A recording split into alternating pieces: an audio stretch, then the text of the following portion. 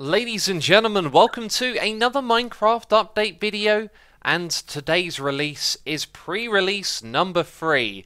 I didn't cover the second pre-release on this channel, but I decided to cover the third because there's some quite important information you should know about regarding parrots and a few other things as well. So, first of all, the most important thing is if you're upgrading your world and you've already been to a jungle, these parrots should now spawn in the jungles that were generated in older snapshots. And I know that for a fact because this one I generated in W06A, which is what we use on the Hermitcraft server. So I made a single player world, brought it over to my snapshot profile, and then loaded it in this pre-release, and I flew around for a while and I found one parrot. Now, these three right here have actually been spawned by me, and the reason why is because I accidentally killed that parrot.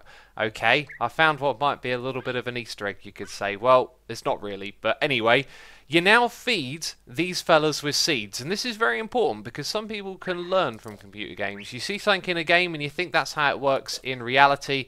And of course, parrots are actually allergic to cocoa beans. Now, we used to feed them with cookies, or biscuits as it's called here in England, and they are made out of cocoa beans, which these guys are allergic to. So, you can feed them seeds, that's all good. You can't feed them cocoa beans, but if you feed them a cookie, then they die immediately, and you see some particle effects come off there. I am a filthy parrot murderer right now. I've got to be honest, that did not feel good. To recap, new parrots will spawn in old jungles. We now feed them seeds. Cookies will kill them, and pressing the button L will crash your game. So if I click this advancements button, the game would crash. However, I've now granted myself all of the advancements, so if you hadn't unlocked any yet, in this release there's a bug that will make the game crash. And if I press L on my keyboard, now we can open up advancements, because that is now a hotkey to get to that quickly. So if we go into our controls, scroll all the way to the bottom to miscellaneous, you'll see here advancements now has a key binding, so you can use that to quickly open up the advancement screen, which is really cool. Now this is going to remember the last screen that you were looking at, so if we go to this one over here and then close it and open it again, we will be where we left off, which is a nice little tweak. Now there is a modification to one of the advancements you can get. Is this one right here. Is actually added in pre-release 2. It's called How Did We Get Here, and it's a secret one. You don't actually see this until you've completed it. So a Furious Cocktail requires you to drink all the various potions there are in the game at the same time, and this one requires all potion effects. So that includes invisibility, mining fatigue, hunger, speed, levitation, strength, regeneration, fire resistance, poison, wither, haste, weakness, jump boost, slowness, nausea, glowing, water breathing, absorption, and I probably missed one, but you need all of those at the same time to get this achievement, which is pretty crazy. And in this update, pre-release 3, you will also require resistance as well, one that they missed, which you get from a beacon, and that's most of the advancement changes. I think there's another small one. Yes, this one right here, a balanced diet, a few more foods were added to that advancement. I should also mention that I've got 26 levels. I had none before I gave myself all of the advancements. The one that I've just revoked will give you 1000 XP. Now previously it gave you 100 levels, which I thought was an extremely cool reward for doing something like that. If we go to grant, you'll see we don't get 100 levels, we get 1000. So doing that twice brings you up to 34 levels. I think that's not particularly great for such a difficult challenge, but it is a nice little perk. Like I said, it was 100 experience levels in pre-release 2. Pre-release 3, it's now 1000 experience points. It is also listed that there are optimizations to the recipe book and creative inventory search.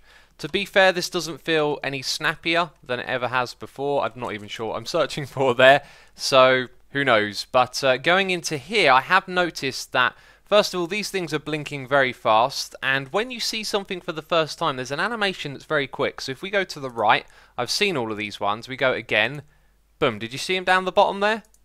There's like a slight animation, it's very fast, and I've got a feeling the speed of that is the same reason why these ones over here are blinking very fast. And the optimizations are supposedly to the search part as well, so let's search for search. I don't know, it should be a little bit quicker, but it feels about the same to me.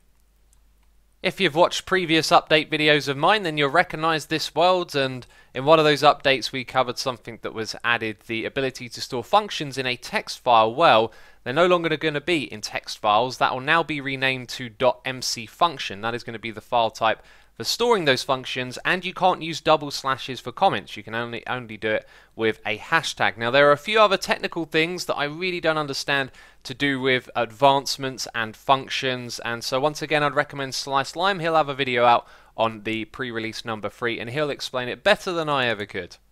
Moving on to bug fixes, there have been loads of them, and only one that I really thought was worth talking about because it could lead to making a contraption.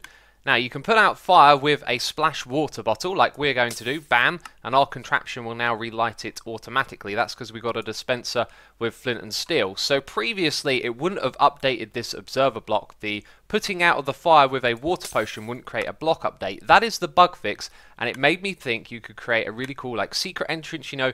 Do this, you activate the redstone and you hook it up to a door or something like that. Problem is, fire actually gives out random updates. You'll just see the redstone ticking on every now and then, which is a bit of a shame. So my idea for a contraption there has unfortunately gone right down the toilet. So that's going to be it from me, this snapshot video. There are no hints to a date as of yet, so it could be this weekend the game is released or the next one. Who knows? At this point we're still waiting. I will probably publish some information on my second channel, which you can find a link to in the description box, when and if it becomes available. That's it from me this video. If you have enjoyed it, leave a like. Thank you for your support as always, and I'll see you soon. Bye bye.